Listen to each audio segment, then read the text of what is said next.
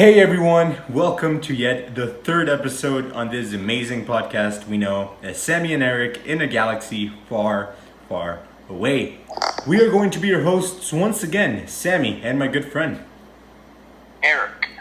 And today we have quite an interesting episode for all of you, but first we have some announcements to make.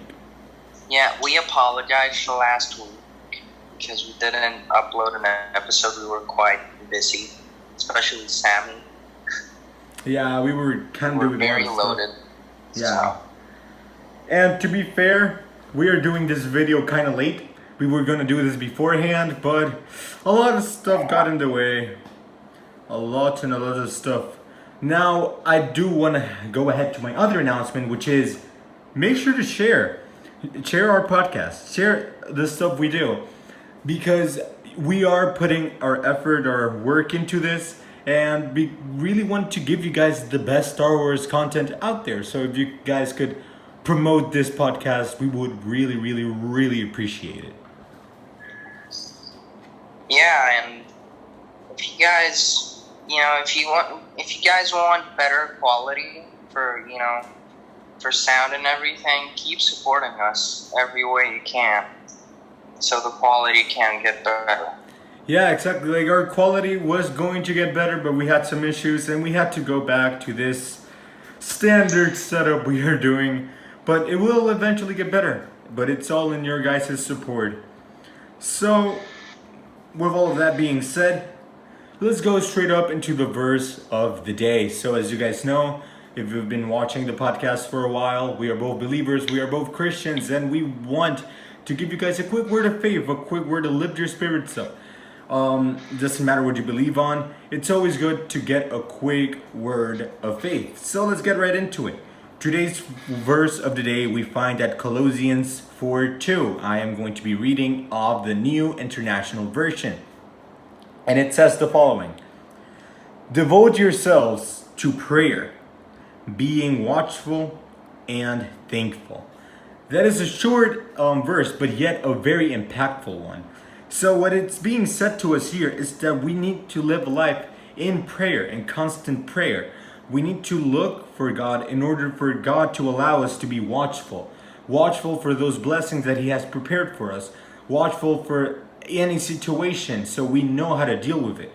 And He wants us to be thankful so we can actually experiment more of His blessings by, being grateful for the blessings that we have already had. And well, now that we have given you guys the blessing of today and we have given our announcements, without further ado, let's go straight into today's topic. As you might have seen in the title, today we are going to be talking about Kathleen Kennedy. Some of you might know who she is, but for the benefit of those who don't, Eric, who is Kathleen Kennedy? Yeah, and for those of you who don't know, she is an American film producer. She co-founded with Steven Spielberg various companies, and she has worked with Steven Spielberg a lot. She has co-produced stuff like E.T., Jurassic Park, and she was co-chair with George Lucas in Lucasfilms Ltd. till 2012 when she got promoted. When Disney bought the company, Lucasfilms, she got promoted to president, and she is still the current president of Lucasfilms. Yeah, that is absolutely right. I was just dancing around for some reason, but that is absolutely right. And I was dancing because, it fills me with joy knowing that Kathleen Kennedy is such a talented movie producer, and it has gotten so much stuff on her career, such as prizes and all sorts of stuff like that. Now, there is an issue. There is no doubt that she has gotten some hate. And I do want to point out before we get any further, we ourselves don't hate Kathleen. We really think there is no reason whatsoever to hate someone. Now, we can't deny that she has done some mistakes. And today we are going to be addressing some of those mistakes that she has done that have quite made Star Wars not as good as it once was. Yeah, and first, Lucasfilm corruption. What we mean by this is that the more little companies, like LucasArts and the expanded universe, which they give us video games, comics. They have faded since the rise as president of Cap. So that is very sad. Yeah, it is. And we still get video games, but they are from EA. So, yeah, we know EA. Like, for those of you guys that aren't necessarily gamers, you like Star Wars, but you don't play video games all that often. EA is a company formerly known as Electronic Arts. They are notorious for adding multiple microtransactions into their video games, and their Star Wars video games are no exception. It's essentially pay-to-win games, and it's kind of sad knowing that LucasArts made such wonderful games once that we pretty much grew up with, and they are now lost, as well as the expanded universe. Now, we are getting some comics here and there, but nothing like we used to get, like the Old Republic and stuff like that. Now, I would say this is a kind of acceptable. Hear me out. I know there are a lot of hardcore fans that are gonna be, no, it is unacceptable to not have the video games and the stuff. No, hear me out. I am sad as well that we don't get the video games that we used to get before. I am also sad that we couldn't have the content that we once could get. But what I'm trying to say is that it is kind of acceptable because, once the company was owned by Disney, I mean, even though they had the money, they necessarily did not have the time. Because literally weeks, months, maybe a year and a half later, they were already owning Marvel. So they had more projects in that area. And they had projects in their other original Disney stuff. So they really did not have the much amount of time to be working on these other projects. So that is kind of acceptable. Now, sadly, that is not the only mistake that she has committed to make Star Wars kind of deteriorate. And that's where my second point comes, which is the toxic feminism. Now, I do want to point something out. Eric and I completely support equality. We believe that all black, white, Asian, Latino, male, female, it doesn't matter. We are all equal. We are all human. And that's everything that matters at the end of the day. Now, that's why we support the feminism in a certain way. Now, when we say toxic feminism, what we mean by that is that feminism that is pretty much working as female supremacy, or in other words, sexism of female towards men. And Mrs. Kat Kennedy is pretty guilty of this. And we have some comparisons that are visible in the films that prove our point.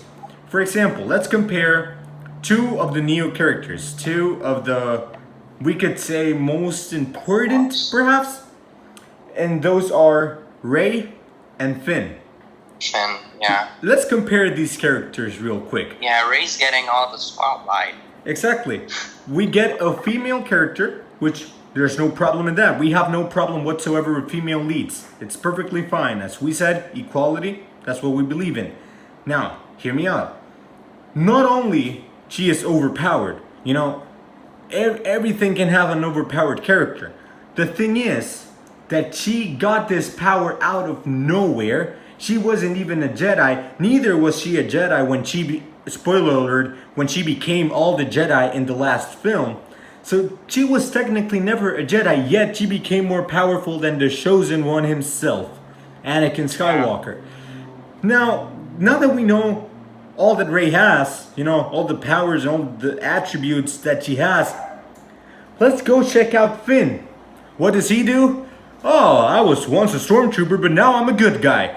Oh, that was Finn. Thank you so much for watching, and see you guys next time. I was just joking, But that is pretty much, yeah, that is Finn. Finn is literally, oh, I was once a bad guy and now I'm a good guy. But he doesn't do anything productive. He has a quite interesting backstory. Yeah, He's just, he seems useless in the Resistance.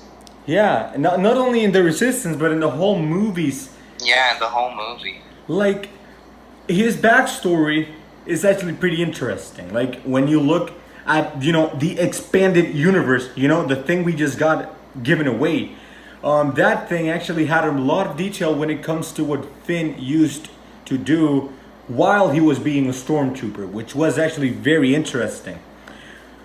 But we don't get that. And for all of you guys out there saying, "Oh, but it's not a big deal. We can deal with that." Okay, that's good. Let's give you guys another character comparison. This time, Luke Skywalker and Rose. Let me refresh your mind a little. Luke Skywalker, the son of the Chosen One, the one who destroyed the Death Star, one of the best Jedi out there, arguably the most important character in whole Star Wars, and Rose, that one character in The Last Jedi. Was literally a character who just just appeared on the story on the side, and she had a more tragic death than Master Luke. Yes, like here in the country we're from, we say the expression "se lo sacaron de la manga."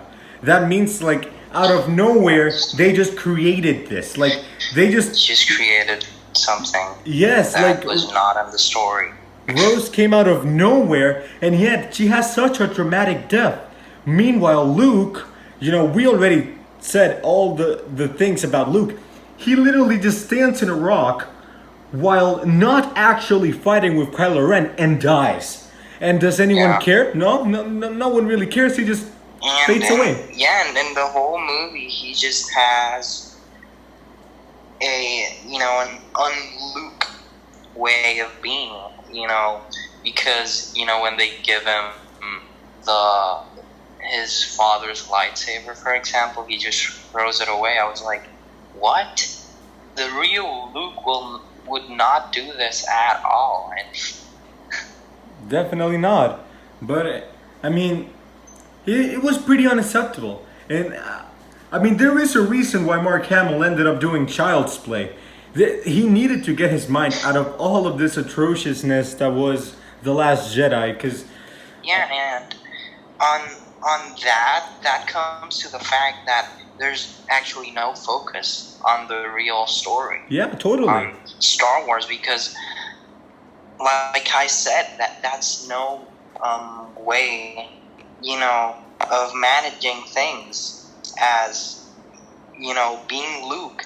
Luke wouldn't do that. The whole thing of throwing the lightsaber, the Force can go to hell, and, I'm not going to teach you anything. That attitude is so not Luke. And also, and it's so not Anakin Star Wars was either. A character. Yeah, and Anakin, for example, we were all waiting for Anakin to appear on the movie at some point in a scene or something, and we even saw pictures of him behind the scenes leaked and everything, and everyone was so excited. And when we did not see him on the big screen, we were like, what?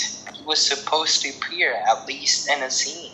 But of course, Rey got all the spotlight in the movie out of nowhere. In the last scene, she was so powerful and everything. And we don't even see a lot of her training. And that's what's so frustrating, because we don't see, we don't even see how she gets to be so powerful. She's such a mysterious character. And maybe going a little back into where you said the whole thing about Luke not wanting to train Rey, some of us, some of you, maybe me at a certain point, would go back to when Yoda did not want to train Luke Skywalker. And to be fair, that was a completely different scenario. Yoda had a reason to not do so. He was going through a traumatic phase after Order 66. Yeah. He promised himself to not touch a lightsaber after that. And he was no longer a Jedi. Meanwhile, we have Luke. He is exiliated in another planet. Do we know how he got there? Not with the films, we don't. And it's actually very, very anger filling. Very anger filling how, they tried to copy the whole sequel trilogy, the prequel trilogy, my apologies, and they did not do it quite right. And this all kind of shines in The Force Awakens. In our opinion, The Force Awakens is the best movie of the sequel trilogy. Yeah, The Force Awakens was actually pretty good. Yes, but it is literally a great value version of A New Hope. Of A New Hope. It's a carbon copy, and we cannot get our heads, we cannot pretend that it was not like that.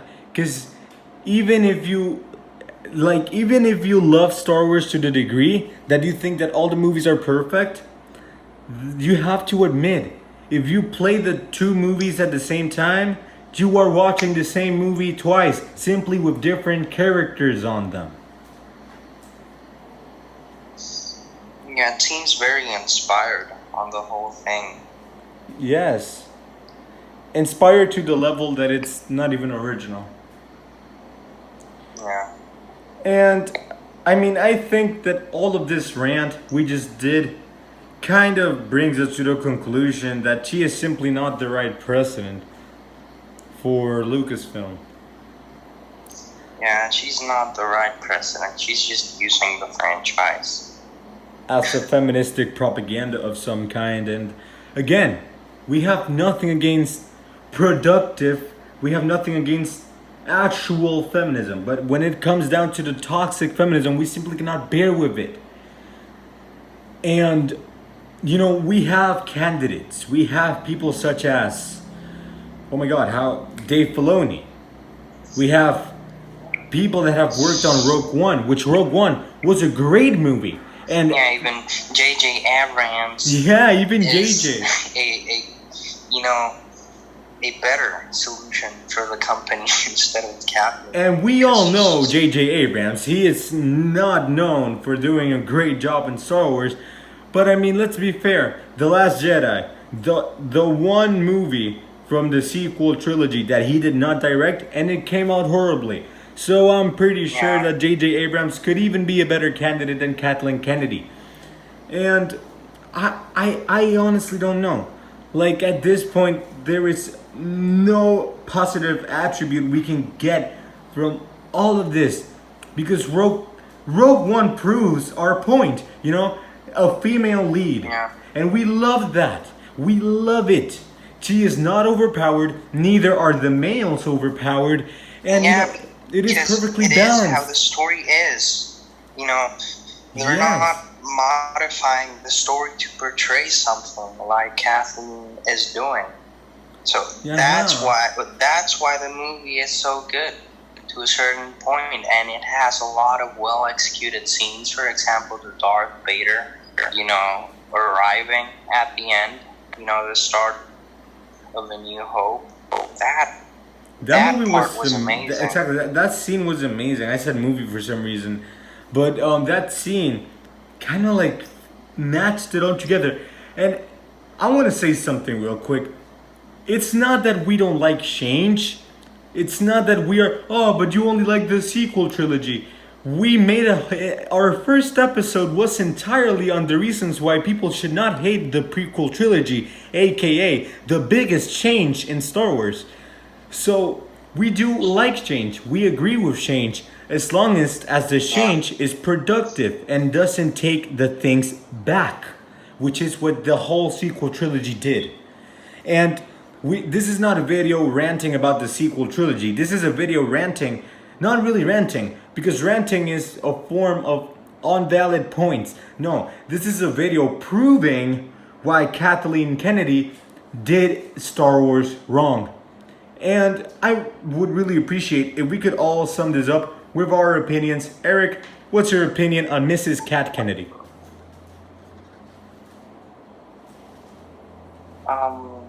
Wow, Kath Kennedy, like you said, she's not the right president, first of all. I just think the whole situation is sad. And of course, we're acting all tragic here because we're Star Wars fans, and we love how, we love to see a movie that's well executed and comes out very nice. But look at, the example of The Last Jedi. It was unarguably the worst of the new trilogy, It was a horrible movie. It had, it seems like Kathleen Kennedy doesn't have an exact understanding of, Star Wars and the Force even in general. Because, Luke not being loyal to the Force in the movie and everything. And,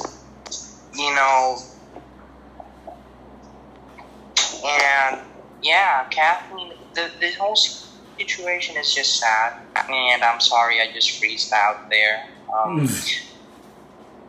Because it's just so much process, because the movies, they are great in a sense, each and every one of them, but Kathleen, she's just using the whole franchise to portray something else, and you just can't edit the story or canon or whatever to try and portray something that has a negative effect on the fandom. If she was never president, I bet the fandom would be at a better pace. We wouldn't be at such war, because since the rise of her as president, the movies, the outcome was amazing. We saw all the fans at war, having a big war, whether the movie was good or not. And I just think it is just sad. It's just sad because she's just using the franchise for another thing. She's just not doing it for the fans, and that's what's sad for me. She's just not doing it for the fans. If she cared about Star Wars, she would do a better movie. She would not be trying to, portray some sort of female propaganda, and she would do a better movie if she cared about Star Wars or the Star Wars fans in general. And, that about sums up my opinion as well. And a thing I forgot to say, I found it hilarious when she actually answered. She actually gave an answer to George Lucas.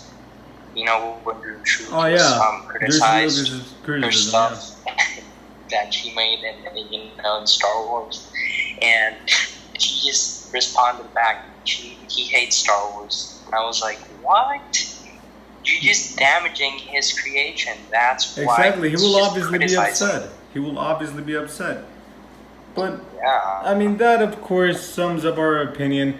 And I pretty much said my opinion all the way throughout this. But if I had to summarize it in one sentence, she can do better. She has proven to us that she can do better. We have E.T. Hell of a movie. We have everything that Steven Spielberg has worked with. There is at least one way that Kathleen has worked with it as well. She's just not caring enough. She's just not caring for Star Wars enough, or caring for the fans.